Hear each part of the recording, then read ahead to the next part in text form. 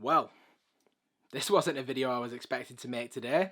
Yo, what's good everyone? Thank you for tuning in to today's video. No, your eyes didn't deceive you. The thumbnail and the title is correct. I am now banned from using eBay's authentication service.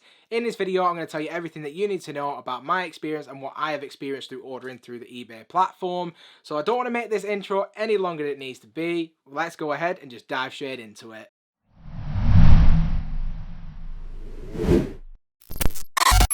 So I feel like the best place to start for this video is actually from the very beginning. Now I do just want to point out that I've actually never used eBay's authentication service before. I don't tend to pay resales, so things like StockX, Go and even eBay, I never really have to use, as if I can't get it from a retailer, I tend to not buy it in the first place. But for this one, this pickup wasn't actually intended for me, it was actually for my sister. And I've recently been trying to get her into sneakers over like maybe the last year or so. And last year she did actually pick up her grail or favourite sneaker of all time, which was the Freddy Krueger Air Max 95s. Now she wore them until the soles literally fell off that shoe. She was really gutted, she loved that shoe, and ever since that happened, I've been looking to try and get her a replacement pair.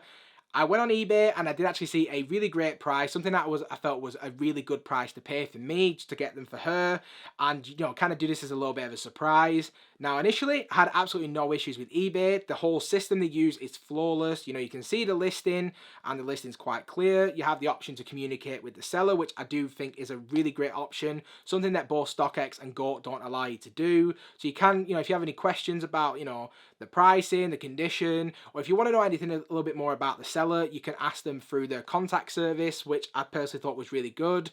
So I spoke to the seller, we agreed a mutually agreeable price, which I felt was a really great price for this particular shoe, and then it was absolutely fine from there. She accepted the deal, which I do really appreciate, and then the next day, the shoes were sent off for authentication. I'm not sure if maybe it was a day or even a couple of days that passed. It wasn't very long. I then got an update to say that they'd been authenticated, which was great. And then fast forward a couple of days again, or even just a day after that, we then actually got the shoes arriving with us. And to be honest, I will be completely honest, the box was actually definitely leaving a lot to be desired. I don't know how this passed authentication, considering all this, like the box has been beaten up, man. I'm not sure if it was in transit either to eBay or from eBay, or whether it was sent like this, but I feel like if this was sent to StockX, this would actually not pass, and this is actually, again, one of those eBay things to let you know that this shoe has been authenticated. Now, it is just a boring, bog standard sportswear box, so I don't think I or she will even be bothered about this, but if this was a really, really expensive shoe, this would have definitely been a big disappointment for me, so that was, you could call it the first red flag. But just putting the box to one side for a second, once we actually got a look at the shoes, they were exactly as shown as they were, properly dead stock pair, and the shoe was, as I was expecting, so really glad to have it, and the fact that it was authenticated was a really nice touch. And you get the card as confirmation, but if you did want to actually check it yourself, you can actually scan this. I can't remember the name of it, but if you scan this, then it should actually show you the actual listing from when it was purchased. So all in all, my experience from a buyer's perspective was amazing, no issues at all, other than a little bit of an issue with the box, but didn't really take too much away in terms of how I'm feeling about my experience. Now, the difficulties in my experience then drastically changed when it came from a seller perspective. Now, I'm not a reseller by any stretch of the imagination. I just tend to sell sneakers that I don't necessarily wear. I have put in a new rule for myself where if I've not worn a shoe within 6 months, I have to sell it. And there's a couple of pairs in the collection I haven't worn for 6 months, so I'm ready to sell them. So I decided that since it was such a flawless system in terms of buying, why not try the selling aspect? Now, a couple of key times are really worth mentioning and actually worth keeping an eye out for, or even listening out for. I got an email from them on the day that these arrived at about 5 to 4 in the afternoon to say that eBay does have £1 fees. Now, if you've ever sold any pair of shoes before, fees is always an issue, and the more expensive the shoe, the more expensive the fees. So having £1 fees, I jumped at the chance to do that. Now, within about 15 or 20 minutes of getting that email, I'd listed up the shoe. I felt like the listing process was a little bit drawn out, a little bit long-winded, and there was so many different categories you needed to fill out. There was an option to basically match it to a fellow listing of that shoe, but because I'd never done it before, I decided to do it all manually. I think it went through fine. I can't confirm it because the listing is no longer active, but from memory, it seemed like it went through fine. eBay didn't pull up any issues with it. And then after I'd done that at about 10 past or 11 minutes past 4, I went to update my payment details so that way if anybody did purchase the shoes, I could be paid for them. Now, that went through pretty fine as well, so no issues with updating my payment details. All the details seemed to match up pretty well, and everything was going absolutely fine. Fast forward 20 minutes again, and then I got this email saying that my account had been permanently suspended. There was no warning, there was no notification to say there was an issue with the listing or anything else like that. I don't know what the issue was. I'd never seen this email before, and to be honest, I was completely shocked to have got it. At first, I thought maybe it was a scam, like I just set up and maybe I got a phishing email from someone else.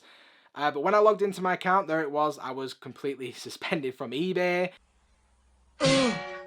I think the system is really weird. Like, why would you not give a warning out to let them know that there's an issue with the listing if the listing even was the initial issue? They refuse to tell me exactly why they have banned me for life. That means I can't buy or sell through the platform again using my details, and it even specifies in their email that if I set up another account, then there is a likelihood that that would be suspended as well.